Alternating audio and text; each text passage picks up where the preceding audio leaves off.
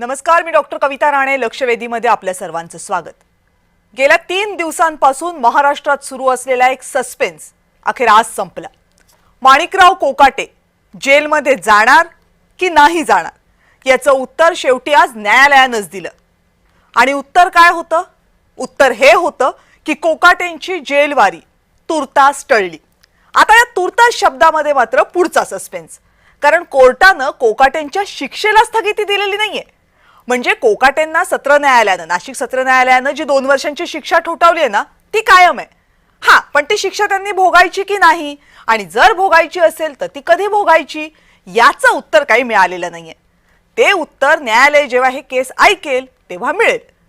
न्यायालयाचा दिलासा, म्हणजे आज जो काय न्यायालयाचा दिलासा मिळालेला आहे कोकाटेंना, तो मिळेपर्यंत कोकाटे लीलावती हॉस्पिटलची सेवा घेत राहिले. अर्थात ते सगळं आपल्या राजकीय नेत्यांच्या चतुरपणाला साजेसच म्हणा ना. पण कोकाटेंच्या प्रकरणातला खरा सस्पेन्स हा त्यांची जेलवारी नव्हताच. कोकाटेंच्या प्रकरणातला खरा सस्पेन्स होता ते त्यांचं मंत्रीपद आणि आमदारकी. गरिबांचे 2 फ्लॅट्स लाटण्यासाठी कोकाटेंनी जे काही खोटे नाटे उपद्व्याप केले, ते उपद्व्याप तब्बल 30 वर्षांनंतर त्यांची आमदारकी खाणार की नाही खाणार, हा या प्रकरणातला खरा सस्पेन्स. आणि तो सस्पेन्स काही कोर्टानं आजही संपवलेला नाहीये, कारण कोर्टानं तो चेंडू विधानसभा अध्यक्षांच्या कोर्टात ढकललाय. म्हणजे काय? म्हणजे माणिकराव कोकाटेंच्या आमदारकीचा निकाल आता राहुल नार्वेकर लावणार. शिक्षा झाल्यावर गोंधळ सुरू झालाच होता, तेव्हा दुसऱ्या दिवशी कोकाटेंची खाती काढून घेतली. तिसरा दिवस येईपर्यंत कोकाटेंच्या मंत्रिपदाचा राजीनामा शेवटी घेतला. त्यामुळे आता कोकाटेंच्या आमदारकीचा जो निकाल लावायचा आहे त्याला अध्यक्ष किती उत्सुक असणार, हाही प्रश्न आहे. तसं जर कोकाटे विरोधी पक्षात असते तर हा प्रश्न आपल्याला विचारावाच लागला नसता, कारण आतापर्यंत कोकाटे माजी आमदार घोषितही झाले असते. पण कोकाटे पडले सत्ताधारी पक्षाचे नेते, त्यामुळे असे प्रश्न उपस्थित होतात. पण तुमच्या माझ्यासाठी, आपल्यासाठी हा प्रश्न त्याहीपेक्षा मोठा आहे. ज्या गरिबांसाठी काम करायच्या शपथा खायच्या, त्याच गरिबांची घरं लाटणारे मंत्रिपदापर्यंत पोहोचतात, हे आपलं वास्तव बनलंय. माणिकराव कोकाटेंच्या निमित्तानं अशा एका मंत्र्याचा बुरखा फाटलाय. पण असे शेकडो माणिकराव तयार करणारी जी व्यवस्था आपण पोचतोय ना, तिचं काय करणार, हा या प्रकरणातला सगळ्यात कळीचा प्रश्न आहे. बोलूया त्याच्यावर, पण त्या अगोदर माणिकराव कोकाटेंच्या विषयातला हा रिपोर्ट बघूयात.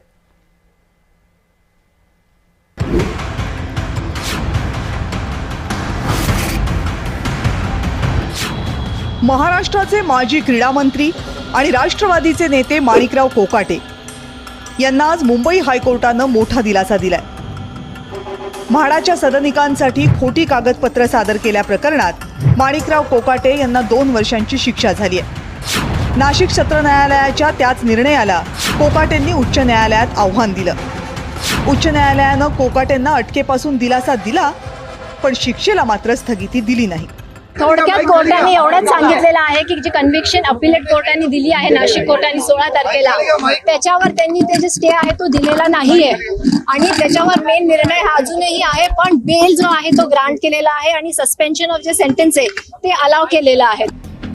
माणिकराव कोकाटेंना तुर्तास जेलमध्ये जावं लागणार नाहीये, पण त्यांची आमदारकी मात्र जाणार हे निश्चित मानलं जाते. याशिवाय माणिकराव कोकाटे यांना पुढची 8 वर्ष निवडणूक लढवता येणार नाही. ज्या प्रकरणात माणिकराव कोकाटे यांना 2 वर्षांची शिक्षा झाली, ते प्रकरण नेमकं काय आहे तेही बघा.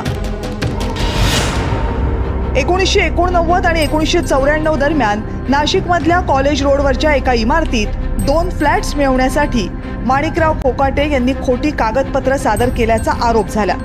मुख्यमंत्र्यांच्या 10% कोट्यातून निर्मन व्ह्यू या सोसायटीत कोकाटे बंधूंना प्रत्येकी एक फ्लॅट मिळाला. या फ्लॅटसाठी माणिकराव कोकाटे आणि त्यांच्या बंधूंनी सरकारकडे खोटी कागदपत्र सादर केली. आपण अत्यल्प उत्पन्न गटात मोडतो, आपलं वार्षिक उत्पन्न 30,000 रुपयांपेक्षा कमी आहे असं प्रतिज्ञापत्रामध्ये लिहिलं.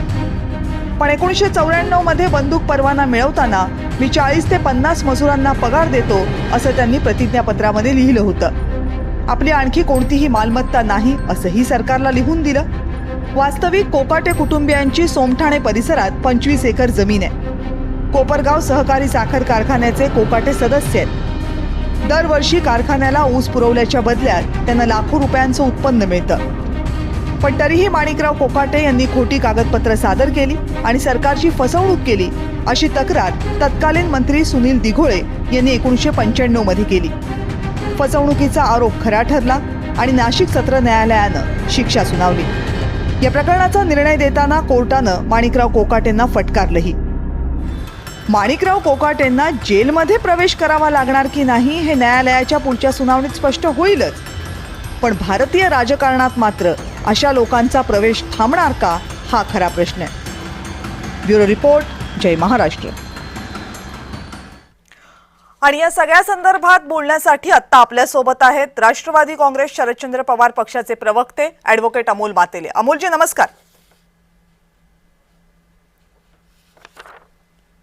अमोलजी आवाज येतोय माझा आपल्यापर्यंत? हो येतोय. नमस्कार म्हणालो मी. नमस्कार.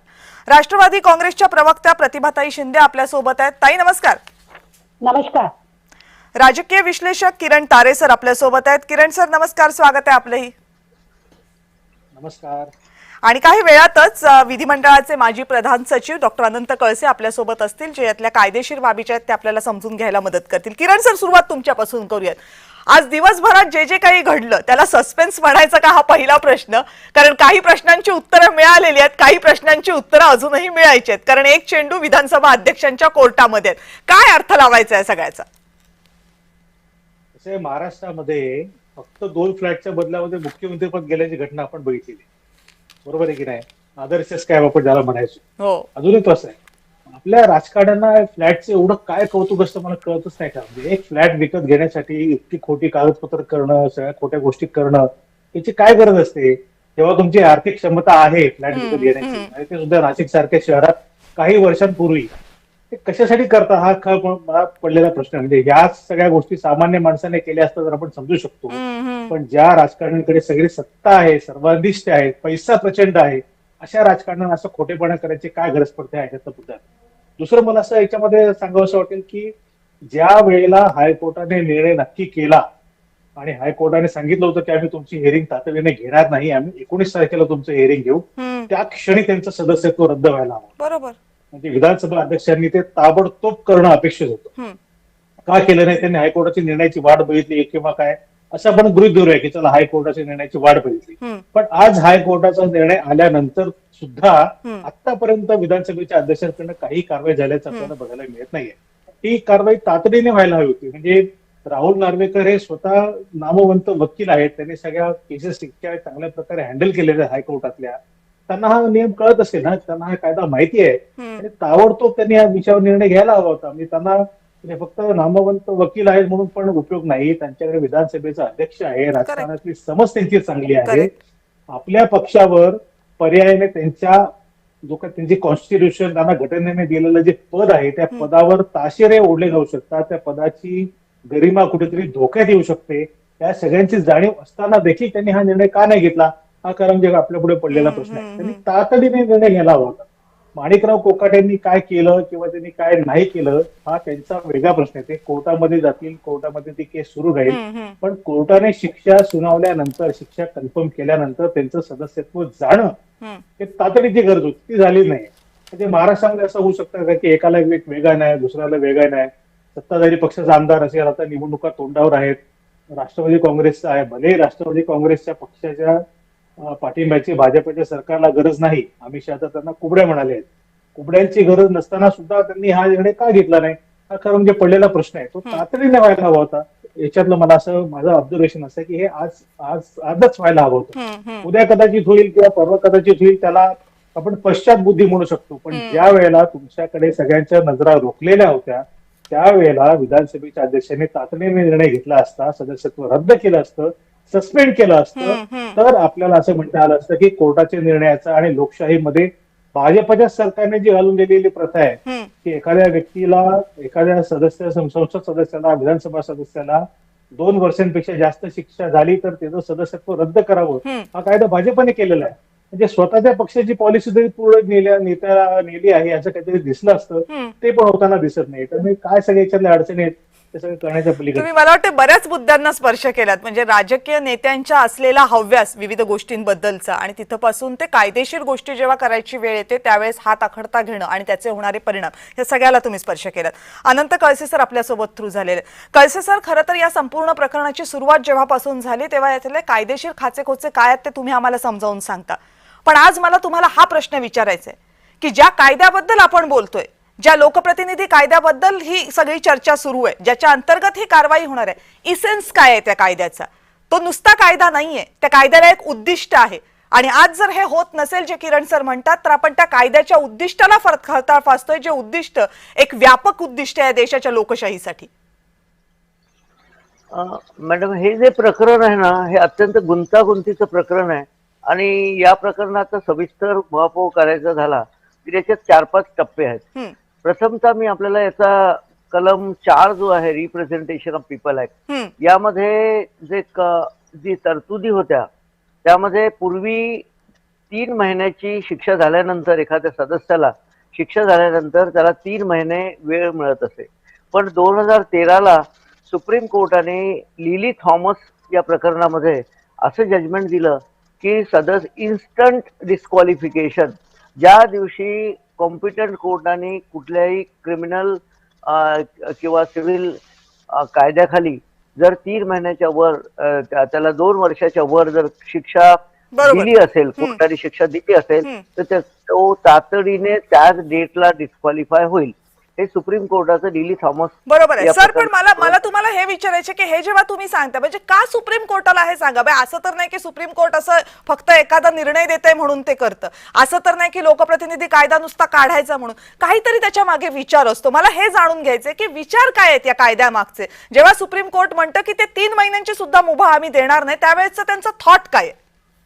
मी सांगतो, यामागचं रिझनिंग किंवा रॅशनल असं आहे, बरेचसे सदस्य, विधानसभेचे सदस्य, लोकसभेचे सदस्य, ह्या 3 महिन्याच्या मुदतीचा फायदा घेऊन ते अपील करायचे कोर्टामध्ये आणि एका कोर्टातून दुसऱ्या कोर्टामध्ये जायचे आणि महिने निकाल लागत नव्हते आणि त्यांना आपोआप त्याच्यापासून इम्युनिटी मिळायची. म्हणजे एक प्रकारे हा कायद्याचा गैरवापर होत होता. It is a misuse of the provision of the law.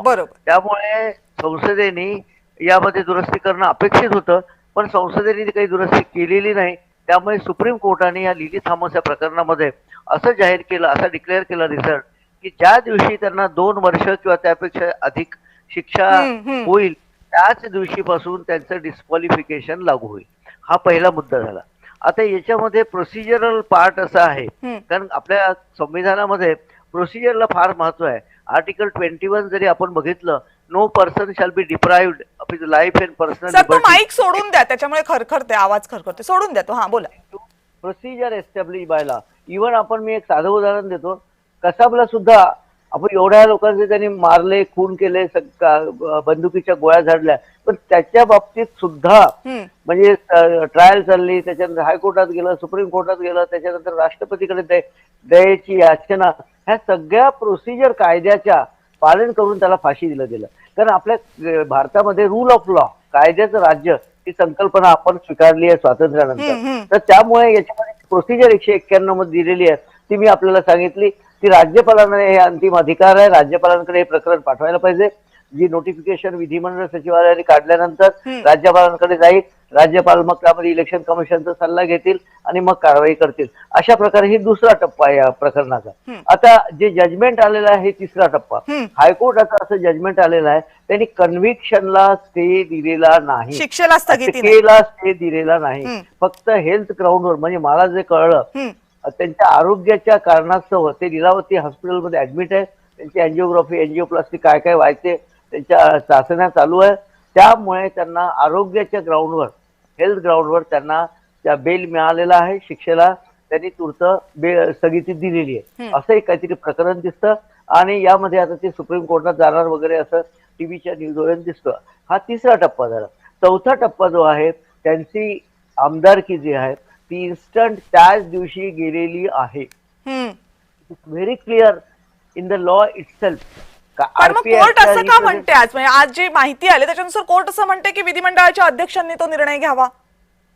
तेच सांगतो ना, आर्टिकल 191 मध्ये जी प्रोसिजर दिलेली आहे की प्रकरण राज्यपालांकडे पाठवायला पाहिजे, राज्यपाल त्यावर निर्णय घेण्यासाठी मग इलेक्शन कमिशनला पाठवतील. त्यामुळे कोर्टाने असं म्हटलं असावं की ते प्रकरण विधिमंडळ सचिवालयाने म्हणजे माननीय अध्यक्षांच्या अखत्यारीखालील जे विधिमंडळ सचिवालय असतं त्या सचिवालयाने ती नोटिफिकेशन काढावी, ती माननीय राज्यपालांकडे पाठवावी. राज्यपाल ते इलेक्शन कमिशनकडे पाठवतील आणि कमिशनचा सल्ला मिळाल्यानंतर त्यावर निर्णय घेतील. असे 4 टप्पे या प्रकरणात आहे. ठीक आहे. हा, अमोलजी सांगा, विरोधकांची काय प्रतिक्रिया येत आहे याच्यावर? हे जे मंत्री ज्या दिवसापासून सत्तेवर आले त्या दिवसापासून यांचं नाकर्तेपणा दिसून आलेले. बर, हे कृषी मंत्री असताना शेतकऱ्यांप्रती काय भावना होती, शेतकऱ्याबद्दल कसे अपशब्द वापरले, आणि विधानसभेचं संसदीय अधिवेशन चालू असताना शेतकऱ्यांच्या विषयावरती चर्चा चालू असताना ते सभागृहामध्ये रम्मी खेळत होते. तेव्हाच आम्ही त्या ठिकाणी बरेच आंदोलनं केली, रस्त्यावरून त्यांची राजीनाम्याची मागणी केली. पण ह्या सरकारने ह्यांना वाचवण्याचं काम केलं गेलं.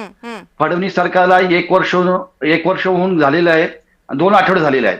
म्हणजे यांच्या सरकारमध्ये वार्षिक अधिवेशन झाले आरोपांचं. एका वर्षात 2 मंत्र्यांना राजीनामे द्यावे लागतात. कुठे राहिली नैतिकता? म्हणजे पूर्णपणे अपयशाची ही पावती आहे. एका वर्षामध्ये 2 मंत्रिमंडळातल्या सहकार्यांचा राजीनामा घेतला जातो किंवा द्यावा लागतोय. ही नामोष्की या सरकारवर आलेली आहे. म्हणजे हे एवढं गंभीर प्रकरण होतं. सत्र न्यायालयाने नाशिकच्या जेव्हा शिक्षा ठोठावली त्या दिवशी त्यांची आमदारकी रद्द झाली होती. परंतु या ठिकाणी विधानसभा अध्यक्ष असतील त्यांनी तातडीने निर्णय घेऊन त्यांची आमदारकी रद्द करणं हे कर्तव्य होतं, पण त्यांनी कुठेही केले नाहीये. त्यांचा फक्त राजीनामा घेतला गेला आणि ते आता ऍडमिट झाले आणि कोर्टाने त्यांच्यावरती स्थगिती कुठे दिलेली नाहीये. फक्त त्यांची जी मेडिकल ग्राउंडवरती आहे त्या ठिकाणी त्यांना फक्त जामीन दिलेला आहे तात्पुरता. म्हणजे एका बाजूनी हे जे सरकार आहे या सरकारमधले मंत्री कुठेही शेतकऱ्यांच्यासाठी किंवा त्यांचं मंत्रिपद बदलून त्यांना क्रीडा खातं दिलं. म्हणजे एक प्रकारे खेळखंडोबाज केलेला आहे. या सरकारच्या मध्ये जे मंत्री आहेत अजून देखील बऱ्याच मंत्र्यांवरती गंभीर स्वरूपाचे गुन्हे दाखल आहेत. म्हणजे शिरसाट जे आहेत संजय शिरसाट त्यांची मुख्यमंत्र्यांनी चौकशी लावलेली आहे. परंतु चौकशी लावली याचा अर्थ काय होतो? त्यांचा देखील राजीनामा घेतला पाहिजे. त्याचबरोबर ते दुसरे शिवसेनेचे आमदार मंत्री आहेत, राज्यमंत्री आहेत. म्हणजे हे जे मंत्री आहेत सरकारमध्ये राहून आपले घरं भरण्याचं काम करतात, आपले कारनामे झाकण्याचं काम करतात.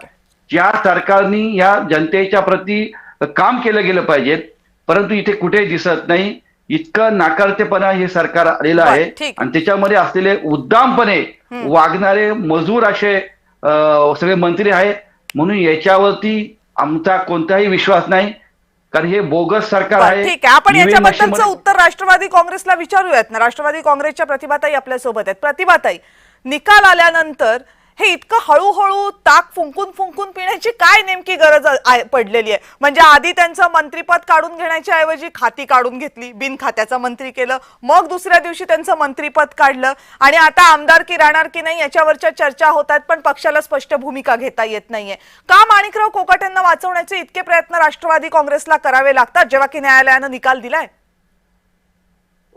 माणिकराव कोकाटे कुठलीही राजकीय पार्श्वभूमी नसणारे असे एका शेतकरी कुटुंबामधून आलेले आणि पुढे आलेले नेते आहेत. बर, नंबर 1.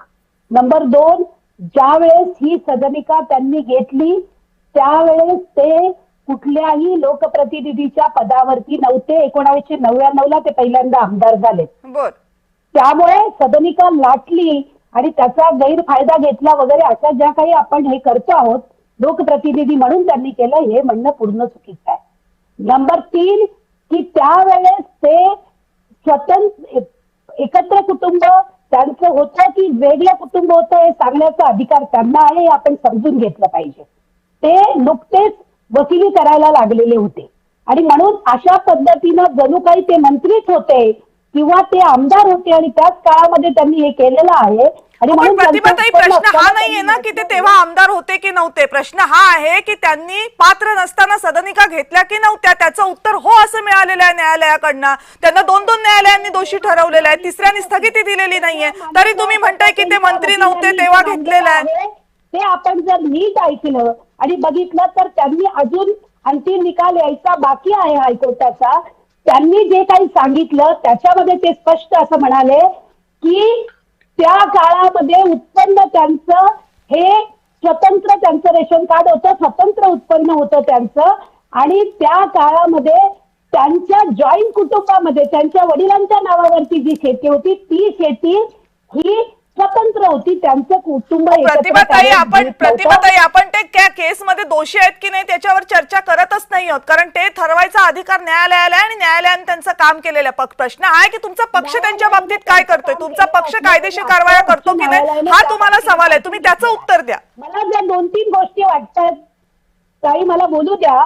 2-3 गोष्टी ज्या वाटतायत की आपण अगदी म्हणजे हॉस्पिटलमध्ये ते ऍडमिट आहेत, त्यांच्यावरती 4 ब्लॉक झालेले आहेत, त्यांना तीव्र कोरिनरी सिंड्रोम आहे आणि त्यामुळे त्यांचं आता बायपास करणं अत्यंत आवश्यक आहे असं लीलावतीच्या डॉक्टरांनी सांगितलेलं आहे. आणि त्याच्या आधी त्यांच्यावरती हृदयाच्या संदर्भामधल्या त्यांच्या तक्रारी होत्या आणि अचानक ते वाढू शकतं असं डॉक्टरांनी सांगितलंय. आपण त्या लीलावतीच्या हॉस्पिटलच्या लीलावतीचं पण माहिती आहे ताई. मी तुम्हाला पुन्हा विनंती करते, तुम्ही मूळ मुद्दे, तुम्ही राष्ट्रवादी काँग्रेसच्या प्रवक्त्या आहेत, तुम्ही लीलावती हॉस्पिटल मधले डॉक्टर नाहीयेत मला डिटेल्स द्यायला, ते डिटेल्स डॉक्टरांनी दिलेत. मला राष्ट्रवादी काँग्रेस बद्दल सांगा. राष्ट्रवादी काँग्रेसला माणिकराव कोकाटेंना वाचवण्यासाठी इतका आटापिटा का करावा लागतोय? राष्ट्रीय अध्यक्ष आदरणीय अजितदादा पवारांनी अतिशय स्पष्टपणे ट्विट करत सांगितलेली आहे की आम्ही संविधान मानतो, न्याय मानतो, न्याय व्यवस्थेवरती आमचा विश्वास आहे आणि म्हणून आम्ही त्यांचा राजीनामा त्यांनी दिलेला आहे आणि तो स्वीकारून आम्ही मुख्यमंत्र्यांकडे तो पाठवलेला आहे. मग आता माणिकराव कोकाटे तुमच्या पक्षाचे आमदार आहेत की नाहीत? कारण आताच्या निर्णयानुसार तर माणिकराव कोकाटे आमदार असू शकत नाहीत. आता आमदार आहेत की नाहीत? विधिमंडळाच्या सचिवालयाने काय निर्णय घ्यावा हे सांगण्याइतकी मी मोठी नाही, त्यांची वकीलही मी नाही तुम्ही म्हणतात तसं. त्यामुळे तो निर्णय पूर्णपणे विधिमंडळ. आता तुम्ही त्यांच्या केस बद्दलच्या एवढ्या डिटेल्स आम्हाला सांगितल्यात, तो त्यांचा निर्णय आहे.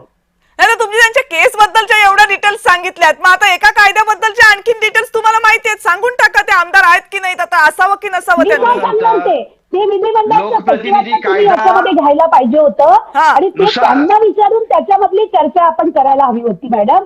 ते मी नाही सांगू शकत. आता तुम्ही 1995 पासून त्यांच्या उत्पन्नाचे दाखले विकले आम्हाला देताय, मग आता आपण 2025 मधलं पण बोलूयात की काय परिस्थिती आहे राष्ट्रवादी काँग्रेस पक्ष म्हणून तुमच्या समोर मांडलेली आहे.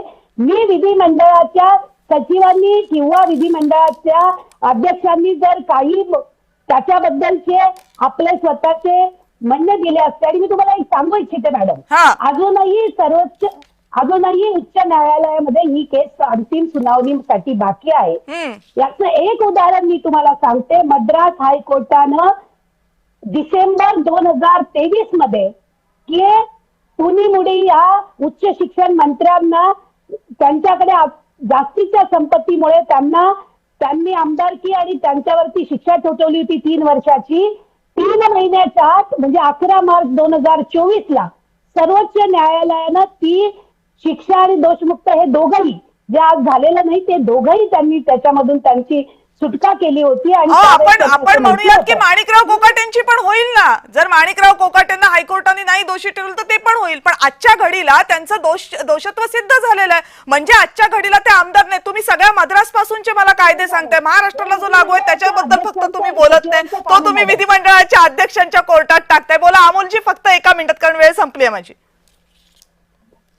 कायदा 1951चा जो आहे 8-3चा, ज्या दिवशी त्यांना शिक्षा सुनावली गेली आणि 2 वर्षापेक्षा अधिक सुनावणी झालेल्या कोणी सदस्य असेल, म्हणजे लोकसभेचा असेल, राज्यसभेचा असेल, विधानसभेचा असेल किंवा विधान परिषद असेल, त्याची त्या ठिकाणी आमदारकी रद्द होते. त्या दिवशी त्यांनी नैतिकतेचा हे घेऊन त्या दिवशी तातडीने राजीनामा द्यावा लागत होता.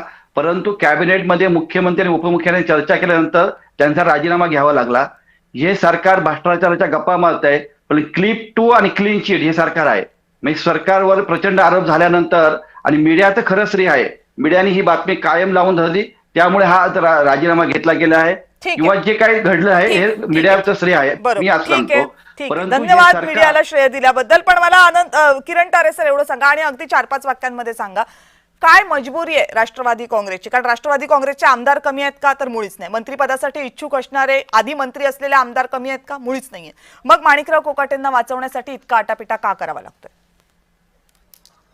राष्ट्रवादी काँग्रेसला असं वाटत असावं की त्यांची थोडीफार प्रतिष्ठा शिल्लक आहे, जी पूर्णपणे धुळीस मिळालेली आहे, पण थोडंफार जे काही शिल्लक आहे ते वाचवण्याचा प्रयत्न असावा. मुळात महाराष्ट्रामध्ये इलेक्शन होणार आहेत आणि स्थानिक स्वराज्य संस्थांच्या निवडणुकीच्या वेळेला आता नवीन कुठलं तरी बालंट नको हा याच्याचा प्रयत्न मला दिसतोय. पण मला खरं म्हणजे कविताई सांगू का, मला प्रतिभाताईंसारख्या धडाडीच्या आणि अत्यंत फायटर असलेल्या कार्यकर्त्यांकडनं माणिकराव कोकाटेंचा बचाव अजिबात अपेक्षित होता. अजिबात नाही. म्हणजे मला वाईट वेदना होत आहेत प्रतिभाताई तुम्हाला या अवस्थेमध्ये बघताना. खूप वाईट वाटतंय मला अशा गोष्टीला. माणिकराव कोकाटेंनी केलेली गोष्ट ही चूक आहे हे कोर्ट सांगत असताना त्याच्यावर आपण कशाला त्यांना क्लीन चिट द्यायचा प्रयत्न करावा. जे चुकलंय ते चुकलंय ना. चूक झाली त्याच्यानंतर प्रायश्चित्त घ्यावं, पुढे जावं. हे राजकारणामध्ये साधं गणित असलं ठीक आहे, वेळ संपली म्हणून तुम्ही आता प्रतिभाताईंबद्दल बोलत आणि त्या हातही वर करतात. ताई फक्त मी विनंती करते 30 सेकंदात. मुळामध्ये माझं म्हणणं आहे नैसर्गिक न्याय या कल्पनेकडे आपण बघणार आहोत की नाही.